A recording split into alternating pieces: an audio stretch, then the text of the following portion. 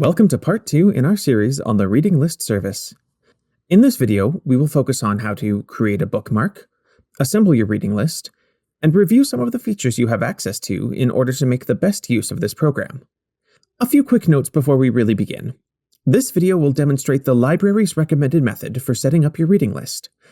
If at any time you require some specific clarification, contact the library at coursemat@ualberta.ca or visit their webpage, which can be found in the description below. Picture a library full of books. These books are just like every scholarly text, article, or textbook you could think of. They also can be any YouTube video, podcast episode, or link to any website.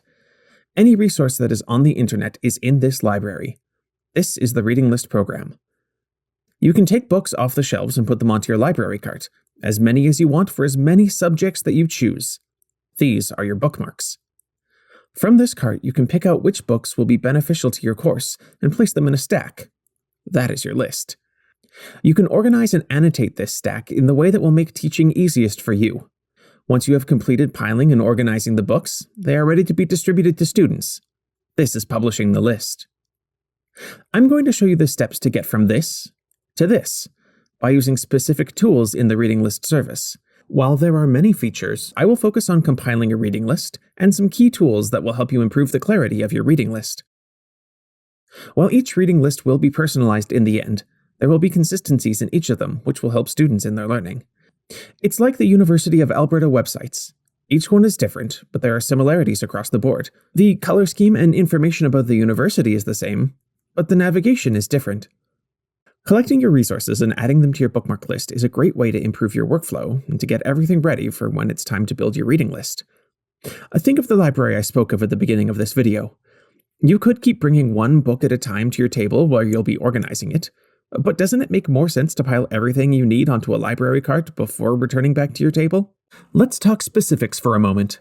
We're going to use this textbook as an example. If you don't require a specific edition, you can click on any one of these and add it to your bookmarks by clicking on the My Bookmark button that you installed during the first video. But, for example, if you needed the 7th edition, you could search for it specifically by its ISBN, and the reading list will add all of the data for that specific edition. When adding a resource to your bookmarks, like a textbook, students will have the option to view other formats. This way, they have the option if they prefer a physical book or an online text. If you would like to add a resource manually, you can search for it by either the DOI or the ISBN, and the reading list will add as much data as it can. The benefit of using the reading list goes beyond merely textbooks and academic papers. You can also add direct links to multimedia.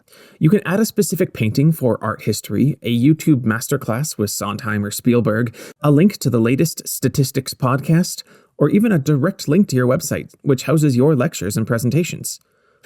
What you choose as a resource is only limited by what is available on the internet. Before continuing, make sure you've watched the first video.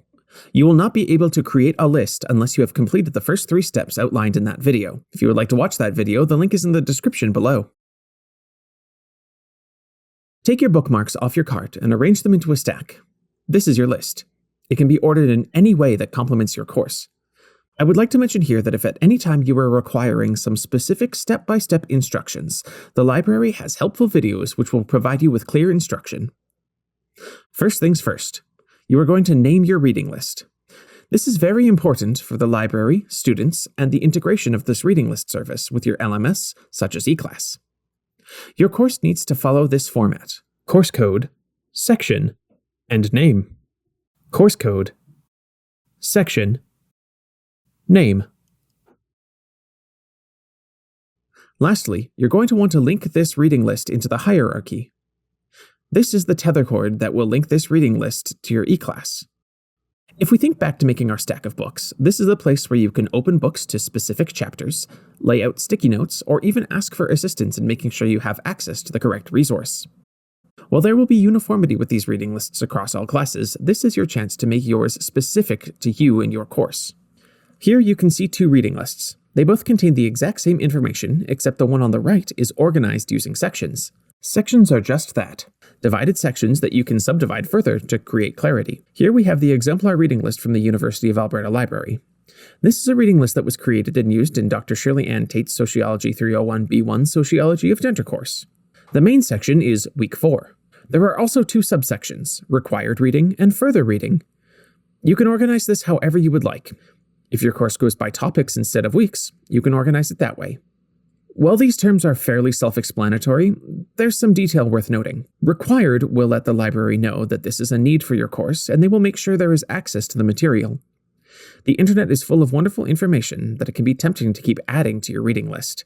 If you're setting these new resources as recommended reading, that's all right. Just make sure they aren't getting set as required reading so the student workload doesn't become too heavy. In video 4, I will be discussing this further when we talk about learning from the analytics of the reading list. Notes add direction to your reading list. By adding notes, you can inform students of when assignments should be completed in relation to the readings, confirm learning outcomes, or offer bits of wisdom or anything you feel would enhance their learning.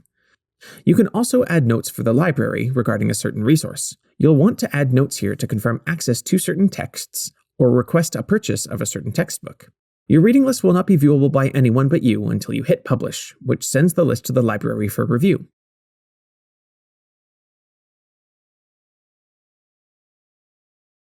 If you would like to make sure that the list is reviewed before students can view it, click on the Request Review button. This will send the list in for the review while it is still only visible to you. You can edit your list whenever you want.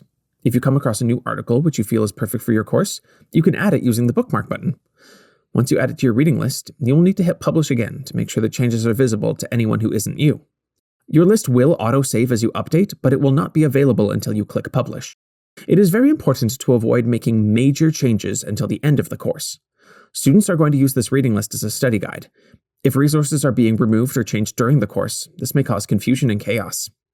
This reading list service will help you maintain consistency throughout your courses and help courses maintain consistency throughout the university. Your bookmarks are resources you have gathered from the internet.